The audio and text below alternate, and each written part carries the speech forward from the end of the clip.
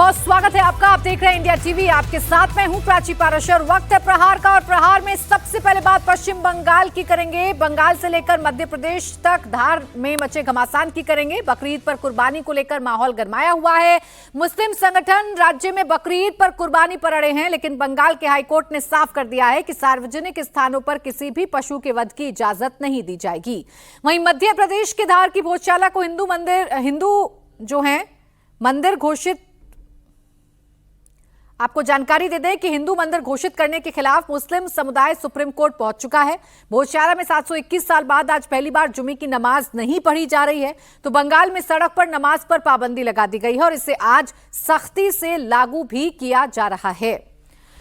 तो बात करेंगे पश्चिम बंगाल की। बंगाल में सीएम शुवेंदु भी योगी मॉडल पर काम कर रहे हैं। बंगाल में भी सड़क पर नमाज पढ़ने पर रोक लगा दी गई है। सरकार के इस फैसले के बाद से कोलकाता के राजा बाजार और पार्क सर्कस जैसे इलाकों में भारी तनाव की स्थिति देखी गई। सड़कों पर नमाज पढ़ने से रोके जाने के बाद हुए हिंसक विरोध प्रदर्शन और पथराव के बाद प्रशासन ने सुरक्षा के कड़े इंतजाम किए हैं।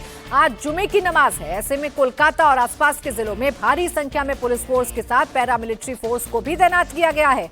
राज्य सरकार ने साफ कर दिया है कि आम लोगों की असुविधा और ट्रैफिक ब्लॉक होने को किसी भी कीमत पर बर्दाश्त नहीं किया जाएगा और आदेश का उल्लंघन करने वालों के खिलाफ सख्त कानूनी कार्रवाई की जाएगी। ओंकार सरकार मेरे सहयोगी जुड़ गए हैं ज्यादा जानकारी के साथ। ओंकार, ये फैसला सरकार ने ले तो लिया, हमने देखा था कि इस पर हिंसक प्रदर्शन भी हुए थे। आज जब जुमे की नमाज है तो क्या तैयारी है प्रशासन की तरफ से? देखिए, पिछले शुक्रवार इसी जगह पे, यानी कि हम लोग इस वक्त जिस जगह पे खड़े हैं ये है राजा बाजार इलाका, और इसी राजा बाजार इलाके में पिछले शुक्रवार को जुम्मे की नमाज के दिन कहा सुनी हुई और उसके साथ साथ पुलिस के साथ बहस भी छिड़ गया। तो उसके बाद जैसे कि आज कोलकाता पुलिस और इसके साथ साथ सेंट्रल फोर्स की तरफ से काफी व्यवस्था यहाँ पर की गई है। यहाँ पर राजा बाजार इलाके में यहाँ पर वाटर कैनन यहाँ पर लगाए गए हैं। इसके अलावा कोलकाता पुलिस के तमाम आला अधिकारी यहाँ पर मौजूद है। सेंट्रल पैरामिलिट्री फोर्स का मौजूदगी यहाँ पर नजर में आ रहा है ताकि कोई भी अशांति ना फैले, क्योंकि ये जो रास्ता है जिस रास्ते से सीधा सियालदा बाटा की तरफ जाया जाता है, इस रास्ते को रोककर काफी समय से यहाँ पर नमाज अदा किया जाता था। लेकिन राज्य सरकार की तरफ से ये साफ कर दिया गया है कि किसी भी हालत में ट्रैफिक रुकना नहीं चाहिए, आम लोगों का कोई भी परेशानी नहीं होना चाहिए। इसके लिए तमाम इंतजाम यहाँ पर किया गया है। यहाँ पर दिखाने की कोशिश करेंगे, यहाँ पर पुलिस फोर्स की बड़ी तैनाती यहाँ पर नजर में आ रहा है। सेंट्रल फोर्स यहाँ पर जैसे कि मौजूद है। इसके अलावा कोलकाता पुलिस के तमाम अधिकारी भी यहाँ पर मौजूद है। और जैसे कि यहाँ पर जो लाइट व्हीकल है वो व्हीकल भी यहाँ पर लाया गया है ताकि कोई भी अशांति फैले तो तुरंत इसके खिलाफ एक्शन लिया जा सके। इसके लिए रैफ भी मौजूद रखा गया है ताकि कोई भी अशांति ना फैले।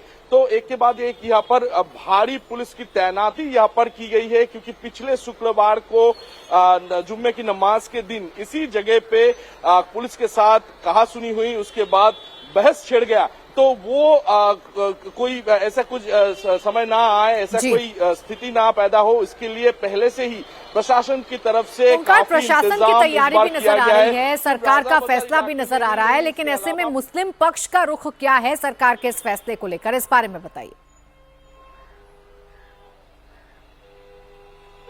देखिए, यहाँ पर राजा बाजार इलाके में जो मुस्लिम समुदाय के लोग हैं जो नमाज अदा करने आते हैं हर शुक्रवार को, उनका जो कहना है कि ये नमाज उनका अंदर में ही, यानी कि मस्जिद के अंदर में ही अदा किया जाता है। हालांकि लोग ज्यादा हो जाने की वजह से कभी कभार बाहर में भी आना पड़ता है। तो सरकार का जो नियम है उस नियम का वो उल्लंघन नहीं करेंगे और सड़कों को जाम करके नमाज अदा जो किया जाता था वो नहीं किया जाएगा। ऐसे ही जो मुसलमान संगठन है उसके तरफ से कहा जा रहा है। तो आज ये देखने वाली बात है कि अगर सड़कों के ऊपर नमाज ये अदा किया जाता है या नहीं। ये तो हुआ राजा बाजार का विजुअल्स। इसके अलावा तमाम कोलकाता के जो इलाके हैं मुस्लिम बाहुल, यानी कि पार्क सर्कल जैसे इलाका, मुस्लिम समाज अगर सरकार के इस फैसले को समझ रहा है तो फिर विरोधाभास की कोई तस्वीर ओंकार देखने को नहीं मिलनी चाहिए। हालांकि अगर ऐसा कुछ होगा तो इसके लिए बंगाल पुलिस तैयार है। शुक्रिया आपका तमाम जानकारी के लिए।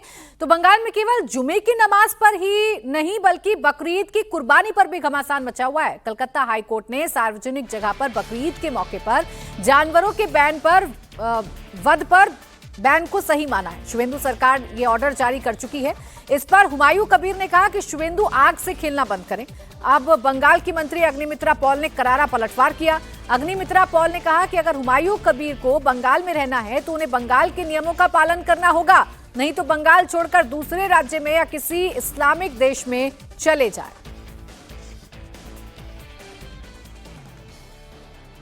I mean, Kurbani can go on, but if it is above the age of 14 years for a cow or for that family, the certificate has to be given. Mr. Humayun Kabir, if you have to stay in Bengal, you need to follow the rules of Bengal. And if you think you can't follow the rules of Bengal, you are welcome to go to any other state where you are allowed. Or that, if that is also not allowed, you can go out of the country. There are other 55, 56 Islamic nations, where you can go. But if you have to stay in Bharat, you have to behave like a Bharatiya, and you have to follow the rules and regulations of the Constitution and Bharatiya Nyaya Sangh. दरअसल बंगाल सरकार के फैसले के बाद हुमायूं कबीर जिद पर अड़ गए थे। हालांकि कलकत्ता हाईकोर्ट ने भी इसे साफ कर दिया है कि सरकार का फैसला ठीक है और इसी पर अग्निमित्रा पॉल ने पलटवार किया था। अग्निमित्रा पॉल हुमायूं कबीर की गाय की कुर्बानी वाले बयान से खफा हैं। गाय की कुर्बानी पर बैन लगाने पर हुमायूं कबीर ने शुवेंदु को चैलेंज करते हुए कहा कि आग से खेलना बंद कर दें। कुर्बानी तो होना ही चाहिए। ये 1400 साल से ज़्यादा टाइम से सारा इंडिया नहीं है, सारा देश का विश्व का जो मुसलमान है सब लोगों को वो कुर्बानी, पशु कुर्बानी देते हैं। कुर्बानी का अलग एक महत्व है, वो कुरान का निर्देश है। जितने को पास कुर्बानी देने का हिम्मत है, पैसा है, तो उनको वो करना ही चाहिए। तो अल्लाह के खुशी करने के लिए अल्लाह ने जो निर्देश दिया कुरान में, वो तो मानना ही चाहिए। हर मुसलमान ये मानेगी, किसी को ये नहीं रुक सकता। दिल्ली में वो भैंस का काट के, वो गाय काट के एक्सपोर्ट इंपोर्ट कर रहा है, वो पैसा क्यों खा रहा है? इंडिया गवर्नमेंट क्यों ऐसा कर रहा है? सारे लाइसेंस कैंसिल कराना चाहिए। तो यहाँ क्यों ऐसा बोल रहा है? ये बोलने का जरूरत नहीं है। तो पश्चिम बंगाल में नई नवेली सरकार के कई फैसले हैं जिन पर निगाहें टिकी हुई हैं विपक्षी दलों की। ऐसा ही एक और फैसला है घोटालेबाजों और सिंडिकेट चलाने वालों पर ताबड़तोड़ एक्शन का। ईडी भी लगातार एक्शन ले रही है। ईडी ने एक्सटॉर्शन रैकेट की जांच में बड़ा एक्शन लेते हुए कोलकाता से लेकर मुर्शिदाबाद तक 6 ठिकानों पर छापेमारी की। ईडी के अधिकारियों ने सुबह एक साथ छापेमारी का बड़ा ऑपरेशन शुरू किया। ये पूरी कार्रवाई सोना पप्पू गैंग के लैंड फ्रॉड केस से जुड़ी हुई है। कोलकाता में जहां 3 जगह पर छापेमारी हुई, तो वहीं मुर्शिदाबाद में ईडी ने पूर्व डीसीपी शांतनु सिंह बिस्वास के घर छापेमारी के लिए पहुंची। प्रवर्तन निदेशालय के सूत्रों के मुताबिक मुख्य आरोपी सोना पप्पू से पूछताछ में पैसों के लेन देन से जुड़े कई बड़े और अहम सुराग हाथ लगे थे। इसी जानकारी के आधार पर जांच एजेंसी आज सुबह से अलग अलग ठिकानों पर छापेमारी कर रही है। ईडी के अधिकारी मुर्शिदाबाद के कांदी इलाके में कोलकाता पुलिस के गिरफ्तार अधिकारी शांतनु सिंह बिश्वास के आवास पर पहुंचे तो उनके घर पर ताला लगा हुआ था। अधिकारी घर का ताला तोड़कर अंदर घुसे और पूरे घर की तलाशी ली। शांतनु सिन्हा बिस्वास को इसी मामले में पहले ही गिरफ्तार किया जा चुका है। उनके खिलाफ सोना पप्पू, विश्वजीत पोद्दार के साथ पैसा लेन देन और जमीन घोटाले का आरोप है। सूत्रों का कहना है कि हाल ही में करीब 2.5 करोड़ रुपए की लागत से पूर्व डीसीपी ने अपने घर का रेनोवेशन करवाया था। ईडी ने कोलकाता में बिजनेसमैन अतुल कटारिया के घर छापेमारी की, वहीं रॉय स्ट्रीट में होटल में छापेमारी की है। कस्बा इलाके में सब इंस्पेक्टर के घर ईडी की रेड जारी है। ये सभी सोना पप्पू गैंग से जुड़े हुए हैं। टीएमसी सरकार के दौरान जमीन कब्जाने, रंगदारी जैसे गंभीर अपराधों का आरोपी है गैंगस्टर विश्वजीत पोद्दार उर्फ सोना पप्पू। फिलहाल ईडी की कस्टडी में है।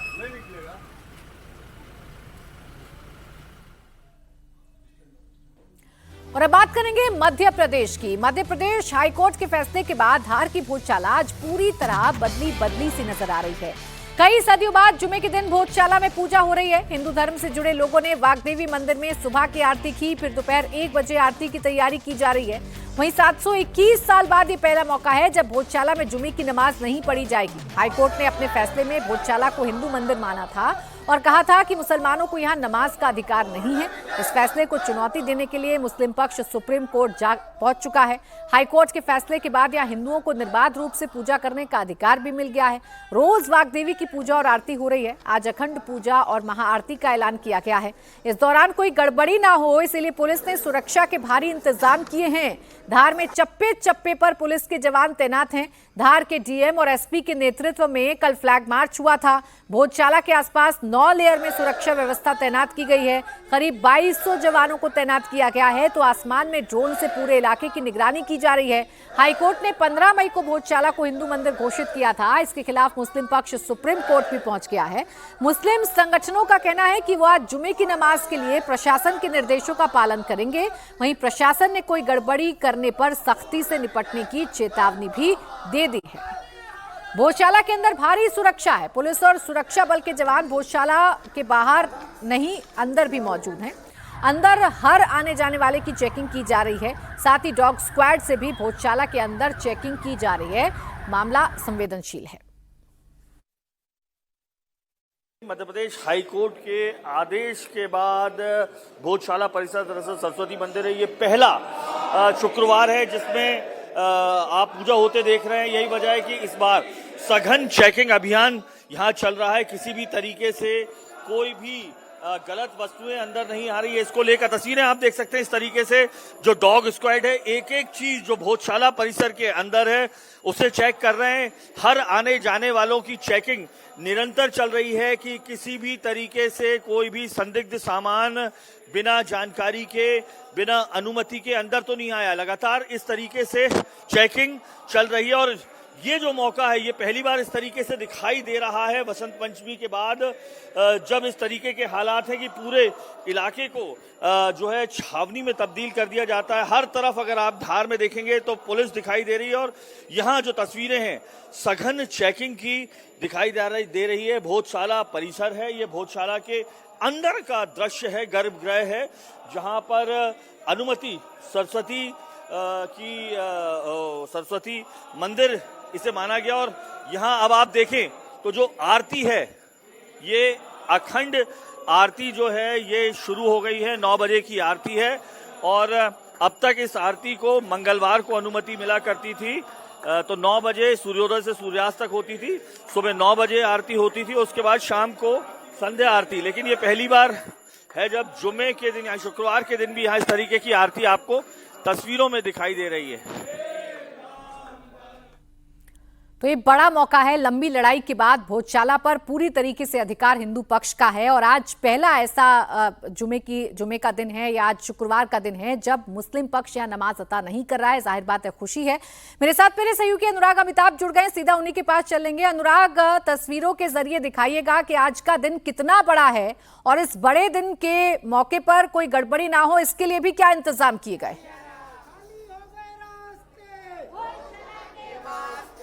सबसे पहले तस्वीरें मैं आपको यहाँ पर दिखा दूं। उत्साह सकल हिंदू समाज में साफ तौर पर दिखाई दे रहा है। सुबह 6 बजे से ये जो दृश्य है लगातार इस तरीके से जो भीड़ है यहाँ पर माँ वाग्देवी की जो प्रतिमा स्थापित की गई है उसकी पूजा करने लगातार आ रही है। साथ में ये जो अखंड ज्योति 15 मई के आदेश के बाद जो जलना चालू हुई है मैहर से आई वो उसे देखने के लिए सकल हिंदू समाज लगातार सुबह से इसी देख सकते भारी तादाद में जो है वो यहाँ पर आ रहा है।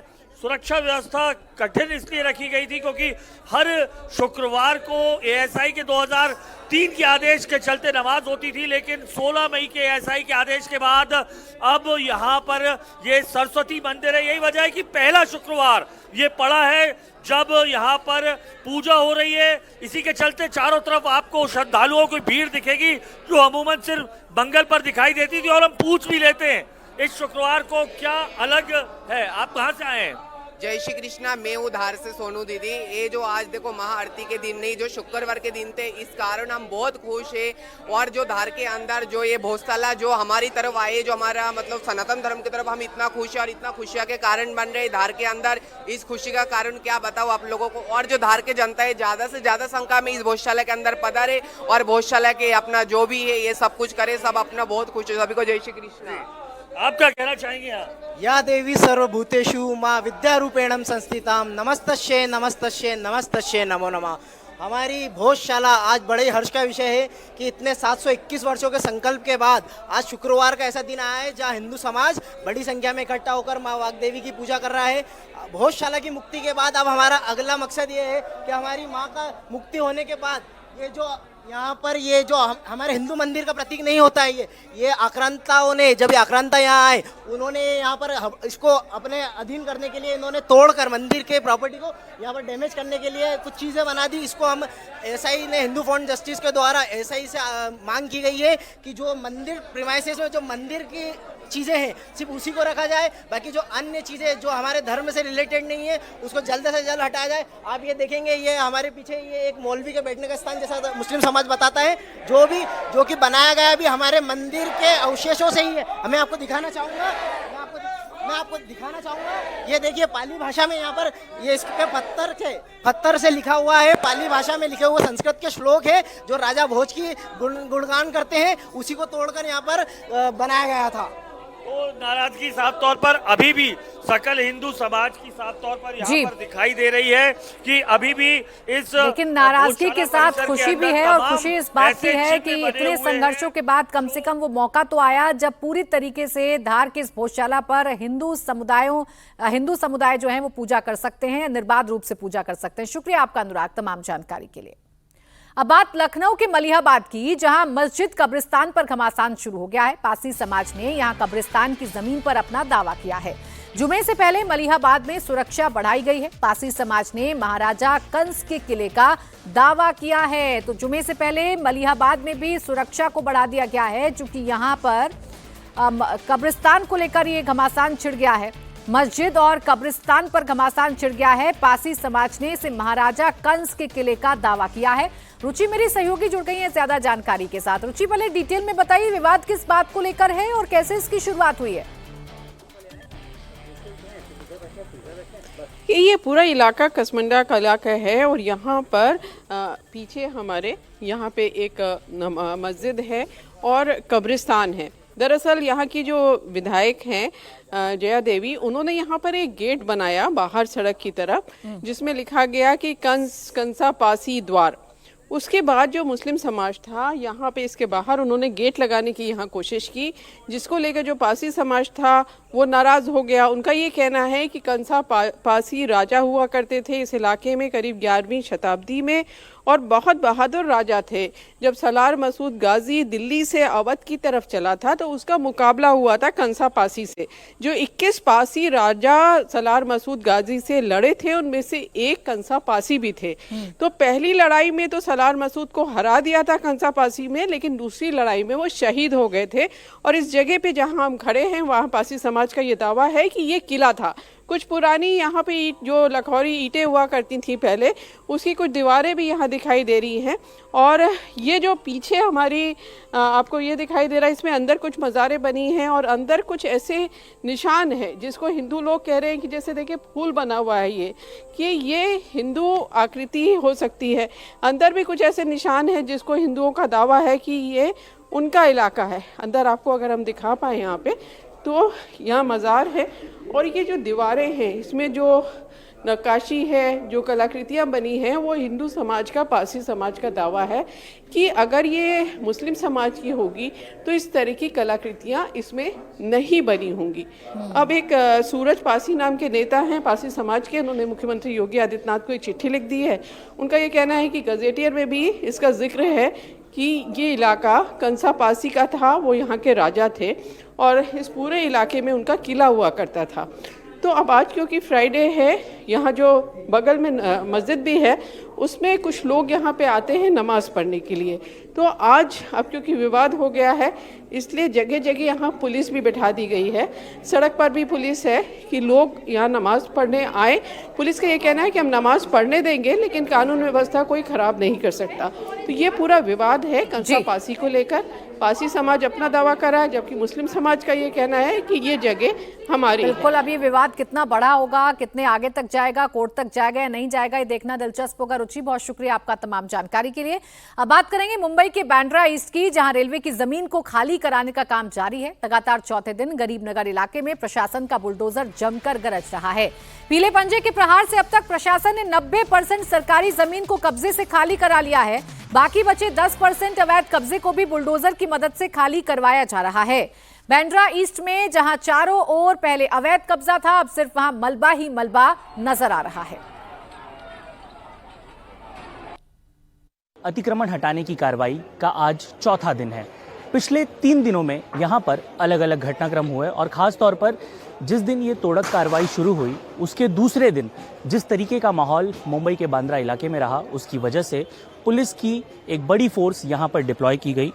अब तक इस पूरे घटनाक्रम में अगर आप देखें तो जिस तरीके से लोगों ने पत्थरबाजी की, इसके अलावा यहाँ पर पुलिस के ऊपर हमला किया, कई ऐसे विजुअल सामने आए जिसमें पेवर ब्लॉक उठाकर पुलिस के ऊपर हमला करते हुए शख्स जो है वो नजर आ रहे हैं। तो इस पूरे मामले में अब तक 19 लोगों को गिरफ्तार कर लिया गया है। इस गिरफ्तारी के बाद अब पुलिस ये सुनिश्चित कर रही है कि ये तोड़क कार्रवाई ठीक तरीके से पूरी हो जाए। खास तौर पर पुलिस और रेलवे पुलिस और जो भी प्रशासन है जो इस अतिक्रमण हटाने की मुहिम में जुड़े हुए हैं, उनके ऊपर एक जिम्मेदारी ये है कि जिस तरीके से यहाँ पर 1.93 एकर्स में फैला हुआ ये जो पूरा लैंड है उसे खाली कराया जाए। आप अगर देखें तो यहाँ पर कई लोग ऐसे हैं जो डे 1 पे उन्हें हटाया गया, उसके बाद दूसरे दिन वो आकर यहाँ पर बस गए, उसके बाद तीसरे दिन भी जब पुलिस ने यहाँ से अतिक्रमण हटाने की कोशिश की तो पुलिस और प्रशासन के ऊपर भी कितनी बड़ी जिम्मेदारी है। आप समझिए कि यहाँ पर लोग रह रहकर अंदर घुस जा रहे हैं। हालांकि कुल मिलाकर 100 स्ट्रक्चर्स ऐसे हैं जिन्हें बॉम्बे हाई कोर्ट ने कहा है कि उन्हें हटाया नहीं जाएगा क्योंकि स्थायी रूप से उन्हें मान्यता मिल गई है। अब आपको बताते हैं कि दरअसल ये पूरा मामला शुरू कहां से होता है। 2017 से लेकर 2026 तक की पूरी प्रक्रिया के दौरान रेलवे ने कई बार ये कोशिश की कि इस अतिक्रमण को हटाया जाए, तोड़ा जाए, लेकिन बार बार जब भी यहाँ पर अतिक्रमण हटाने के लिए कोई भी जो सरकारी मशीनरी है वो पहुँचती थी, ऐसी सिचुएशन में यहाँ के लोग जो जैसा कि दूसरे दिन आपने देखा कि आक्रामक हो जाते थे। उस वक्त मामला कोर्ट में भी था और कई दिनों तक कोर्ट में लंबित रहा। लगभग 9 साल से ज़्यादा का समय लग गया रेलवे को इस पूरे मामले में सुप्रीम कोर्ट से अनुमति प्राप्त करने में। सुप्रीम कोर्ट और बॉम्बे हाई कोर्ट से जब ये अनुमति मिल गई कि अब इस स्ट्रक्चर को आखिरकार हटाना है, क्योंकि डेवलपमेंट के बीच में ये बहुत बड़ा रोड़ा था। ये पूरा का पूरा इनलीगल स्ट्रक्चर लगभग 600 करोड़ की ये ज़मीन मानी जाती है। बांद्रा ईस्ट का एक ऐसा इलाका है, अगर आप देखें तो यहाँ की लैंड की कीमत, लैंड पार्सल की कीमत करोड़ों में है और यहाँ पर बांद्रा स्टेशन का डेवलपमेंट भी होना है। रेलवे को भी अपनी जो डेवलपमेंट प्रक्रिया है उसे आगे बढ़ाना है, इसलिए इस लैंड की बहुत ज़्यादा ज़रूरत थी और यही कारण है कि इस डिमोलिशन प्रक्रिया को अब आखिरी चरण में ले जाया जा रहा है।